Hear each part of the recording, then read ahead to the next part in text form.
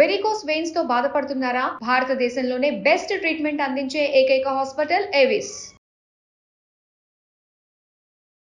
నమస్తే, welcome to Suman TV. ప్రస్తుతం మనతో పాటు అన్నవరపు తిరుపతి మూర్తి అవధాని గురుగారు ఉన్నారు. వీరితో ఈ రోజు కొన్ని విషయాన్ని మనం చర్చిద్దాం. గురుగారు నమస్తే అండి. ఓం శ్రీ మహాగణాధిపతయే నమః.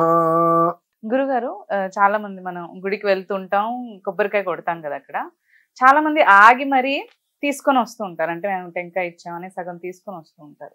ఇది ఇలా తీసుకురావచ్చు అసలు ఇంటికి కొబ్బరికాయ కొట్టింది? మీకు ఆ డౌట్ ఎందుకు వచ్చిందమ్మా అసలు?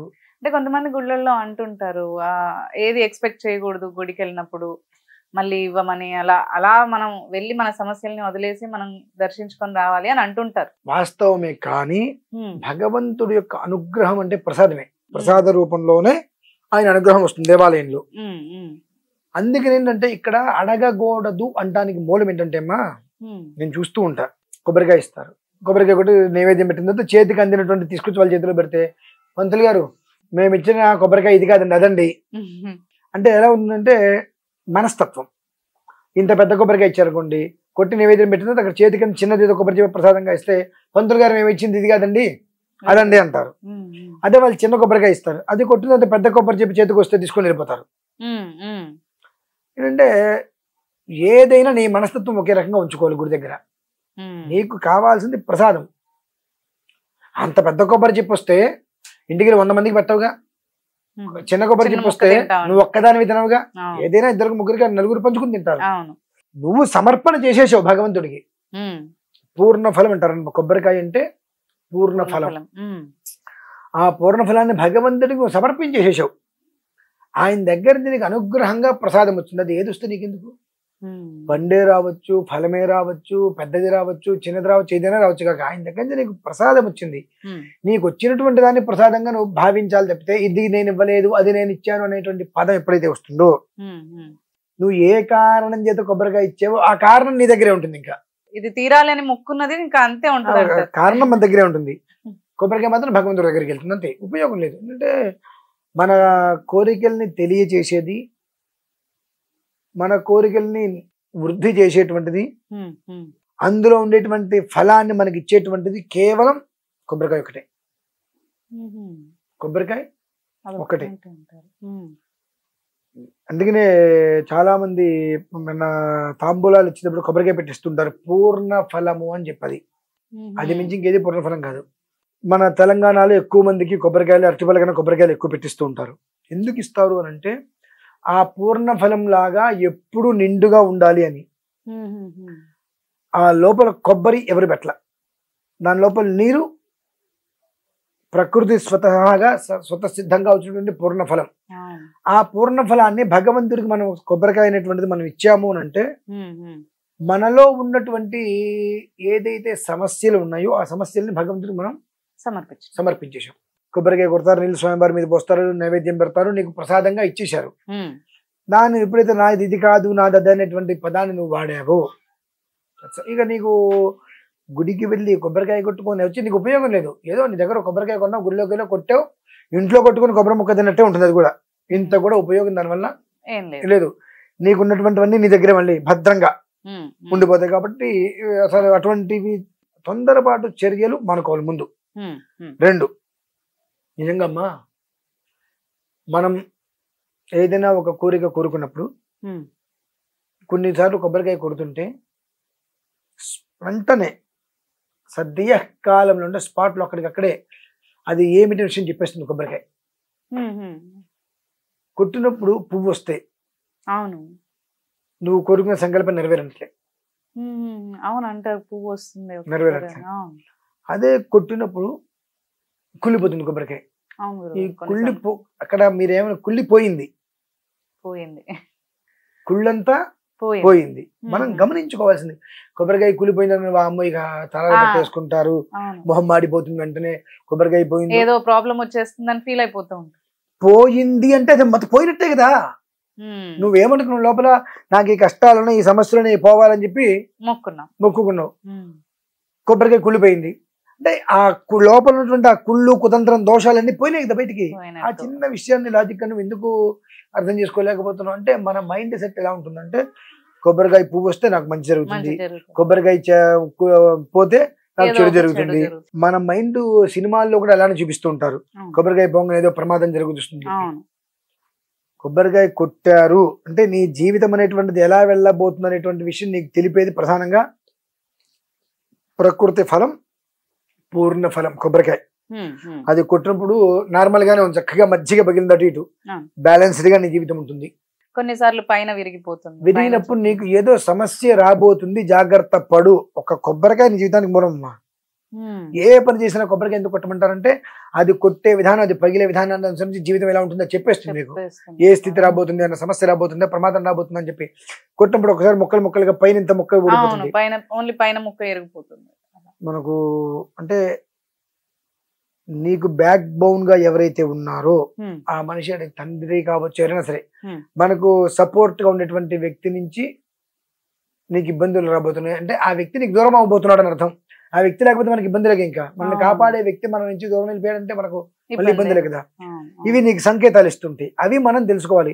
కొన్ని నిలువుగా వంకర తింగరగా పగిలిపోతుంటాయి, ముక్కలు ముక్కలుగా పగిలినాయి అంటే ఛద్రం కాబోతుంది నీ బ్రతుకు. మెలకుతో ఉండు, ఆచి తూచి వ్యవహరించు, గుడ్డెద్దు చేలో పడ్డట్టుగా ఎవరు ఏం చెప్తారు తెలకాయ ఊపకు అని చెప్పి 6th సెన్స్ అన్నట్టుగా భగవంతుడు ఆ కొబ్బరికాయ నువ్వు కొట్టినప్పుడు నీకు ఏదైతే నీకు గీత అనేటువంటిది ఏ రకంగా ఉందో నీకు అక్కడ తెలియజేస్తాడమ్మా. నేను కొంతమంది ఏ రకంగా అటు చూసుకుంటున్నా మజ్జిగ పగిలి చక్కరండి ముక్కలు అవుతాయి. కొంతమంది జాగ్రత్తగా అది మజ్జిగ పగలాలని కోరతారు, తేడా పగులుతుంటుంది. నువ్వు ఇలా పగలాలని కొట్టద్దు, నువ్వు కొట్టే నీ జీవితం ఏ రకంగా వెళ్తున్నటువంటి విషయం అది పగిలే విధానాన్ని అనుసరించి నీకు అర్థమవుతుంది. అది నేను ఎన్నోసార్లు నాకు అది స్వానుభవాలు చాలాసార్లు గమనించా, ఎన్నో అనుభవాలు అవన్నీ. కాబట్టి ఆ కొబ్బరికి చక్కగా 2 ముక్కలుగా వచ్చింది, మంచి జీవితం అలానే నీకు ప్రశాంతంగా బ్యాలెన్స్డ్ గా ఉంటుంది. పువ్వు వచ్చింది, వృద్ధి చెందుతున్నావు, కాయ కుళ్ళిపోయింది. నీకు ఏదైతే సమస్య అనేటువంటి దాంతో నువ్వు సతమతమవుతున్నావో ఆ కుళ్ళు మొత్తం పోయింది. నీ మీద ఏడుస్తున్నారు ఎవరైనా అనుకుంటే ఆ ఏడుపులన్నీ కూడా దాంతో బయటికి పోయినాయి. ఇది నువ్వు అర్థం చేసుకునే విధానాన్ని అనుసరించే thinking negative, thinking and positive. నువ్వు పాజిటివ్ గా చూస్తే ప్రతిదీ నీకు పాజిటివ్ గానే కనిపిస్తుంది, నెగిటివ్ వాళ్ళు చూస్తే నెగిటివ్ గా కనిపిస్తుంది. మన కడుపుని పుట్టిన పిల్లలు కూడా మనకు నెగిటివ్ గానే కనిపిస్తారు. కాబట్టి ఏంటంటే నీ ఆలోచన ఏ రకంగా ఉంది, భగవంతుడి విషయంలో నువ్వు ఎలా ఆలోచిస్తున్నావు అనేటువంటి ఒక్క విషయాన్ని నువ్వు దృష్టిలో పెట్టుకో. విచిత్రం చెప్పంటారండి, ఒక చెంబుడు నీళ్ళు లోపల గుడికి తీసుకెళ్తే అవి తీర్థం అవుతున్నాయి, అన్ని బియ్యం తీసుకెళ్తే అక్షతలు అవుతున్నాయి, అంత బూడిద తీసుకెళ్తే భస్మం అవుతుంది, అంత పరమాన్నం తీసుకెళ్తే ప్రసాదం అవుతుంది. అంటే అన్నీ మారుతున్నాయి. కానీ ఏది మారకుండా ఇంకా ఆ కుళ్ళు కుతంత్రాలు అనేటువంటివి బాగా జాగ్రత్తగా కాపాడుకొని వాటిని ఎక్కడో పెట్టుకొని ఊడిపోకుండా గట్టిగా ముడేసుకొని ఎక్కడ అది బయటికి వెళ్ళిపోతాయో అని భయంతో వాటిని కాపాడుకుంటూ, భక్తి చెప్పుల మీద చిత్తం శివుడి మీద అన్నట్టుగా వాటిని కాపాడుకుంటూ ఎన్నిసార్లు గుళ్ళోకి గోపురాలకు వెళ్ళి బయటకు వచ్చినా మారంది ఏదైనా ఉన్నది అంటే అది కేవలం మనిషి. వాడు మాత్రమే మారడు, మార్పు తెచ్చుకోడు. ఇక అన్నీ మారుతున్నాయి, ప్రతి ఒక్క ఐటమ్ మారుతుంది. మీరు ఇంట్లో పరమాన్నం అంటారు, ఆ గుళ్ళోకి తీసుకెళ్తే ప్రసాదంగా కళ్ళకద్దుకొని తింటాం. భస్మం ఆ ఇంట్లో భస్మం పెట్టుకోరంటే పెట్టుకోమంటాం, గుడికి వెళ్ళాం కానీ తీసుకొని పెట్టుకుని నాలుగు మీద తీసుకుంటాం. అంటే ఆ బూడిద భస్మమైంది, నీళ్లు తీర్థమైనవి, బియ్యం అక్షతులైనవి, అన్నం అంటే ప్రసాదం, ఈ పరవాన్నం గుళ్ళోకి తీసుకునే విధంగా పెడితే పాయసమైంది. ఆ ప్రసాదం కోసం మనం 1-2 సార్లు తినేసేసి చూతురు మళ్ళీ వెళ్తూ ఉంటాం. అన్ని మారుతున్నాయి. కానీ ఏ పరిస్థితుల్లో కూడా ఏది కూడా మార్చుకోకుండా తనను తాను అలానే నిలబెట్టుకొని నా ఉక్రోషం, నా ఒక కల్మషం నేను ఇలానే ఉంచుకుంటా అని చెప్పి మారకుండా వచ్చేది కేవలం మనిషి మాత్రమే. అంటే అటువంటి కుళ్ళు బుద్ధులు మాత్రం మనిషిలోనే ఉంటాయి, ఇంకెక్కడా లేవు. కాబట్టి ఈ కొబ్బరికాయ ఆ మనిషి జీవితం ఏంటి మీకు ఒక విషయం చెప్తానమ్మా. ఇప్పుడు మొత్తం మానేశారు కానీ పూర్వకాలంలో పెళ్లి చూపులకి వెళ్ళేటప్పుడు కూడా కొబ్బరికాయ కొట్టి వెళ్ళేవారు. కొబ్బరికాయ ఒక ఇంటికి పెళ్లి చూపులకి వెళ్తారంటే కొబ్బరికాయ కొట్టేవారు. ఇక్కడ ఎలా ఉండబోతుందో వెళ్తాము అనుకుంటే కొబ్బరికాయ కొట్టేవారు. కొబ్బరికాయ పగిలే దాన్ని బట్టి ఏదేమైనా ఆ పిల్లని తెచ్చుకోవాలనుకునేవారు ఇంటికి.